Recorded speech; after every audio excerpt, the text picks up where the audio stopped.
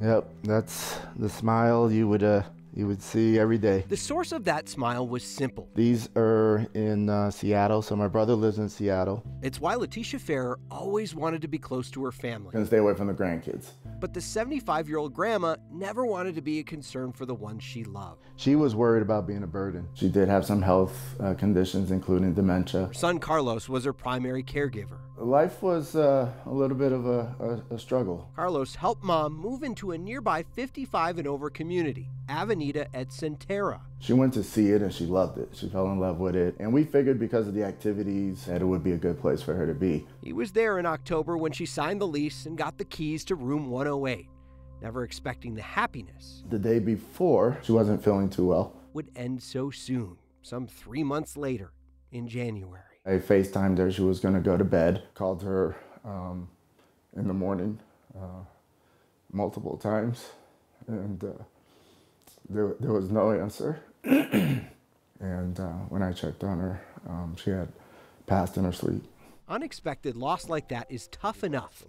Then came the more unexpected.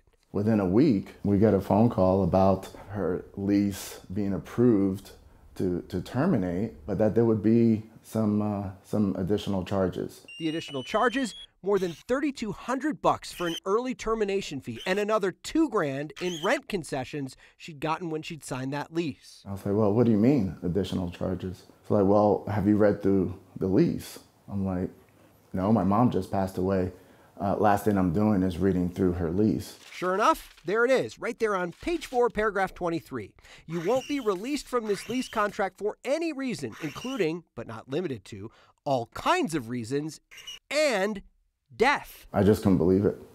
I couldn't believe it. It's ludicrous. What seems ludicrous to Carlos's state representative, Republican Ron Weinberg, he says is actually perfectly legal. He says Colorado law does terminate a lease upon someone's death, unless the lease specifically says that death can't get you out of it. I think a lot of people have been affected by this, and quite frankly, it's quite despicable. Greystar, the company that owns Avenida, tells Steve on Your Side they cleared the balance after hearing about Letitia's story, but they wouldn't tell us if they plan to keep including death in their fine print. It's an abuse to our seniors. Carlos is relieved that bill is gone, but now on a mission, working with his state rep. I'm pledging to put forward legislation that will stop this ludicrous behavior. A son now determined to make sure no more families have to deal with fine print and surprise bills on top of grief. You know, if somebody destroys the place, they scratch the floors, they put holes in the walls, sure,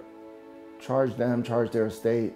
That's damage that was done. But to break a lease because you passed away, no, that's not right.